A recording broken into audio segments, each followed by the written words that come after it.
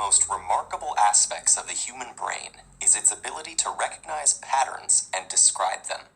Among the hardest patterns we've tried to understand is the concept of turbulent flow in fluid dynamics. In June 1889, Vincent van Gogh painted the view just before sunrise from the window of his room at the St. Paul de Massol Asylum in Saint-Rémy-de-Provence, where he'd admitted himself after mutilating his own ear in a psychotic episode. In the starry night, his circular brushstrokes create a night sky filled with swirling clouds and eddies of stars.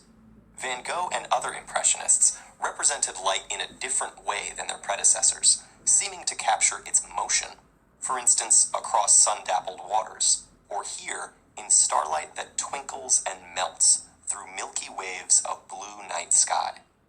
The effect is caused by luminance, the intensity of the light in the colors on the canvas.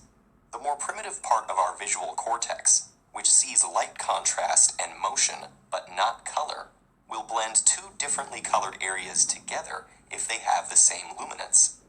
But our brain's primate subdivision will see the contrasting colors without blending.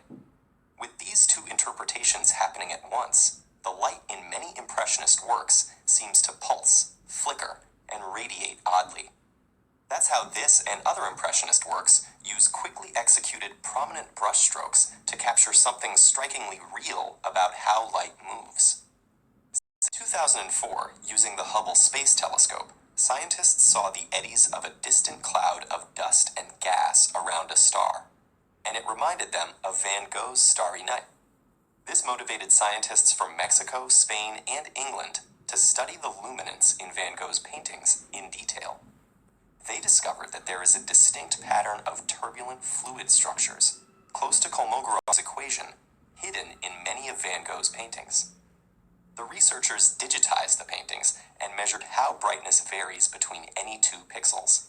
From the curves measured for pixel separations, they concluded that paintings from Van Gogh's periods of psychotic agitation behave remarkably similar to fluid turbulence.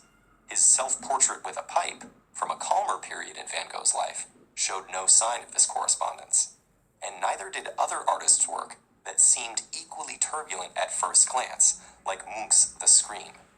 While it's too easy to say Van Gogh's turbulent genius enabled him to depict turbulence, it's also far too difficult to accurately express the rousing beauty of the fact that in a period of intense suffering, Van Gogh was somehow able to perceive and represent one of the most supremely difficult concepts nature has ever brought before mankind, and to unite his unique mind's eye with the deepest mysteries of movement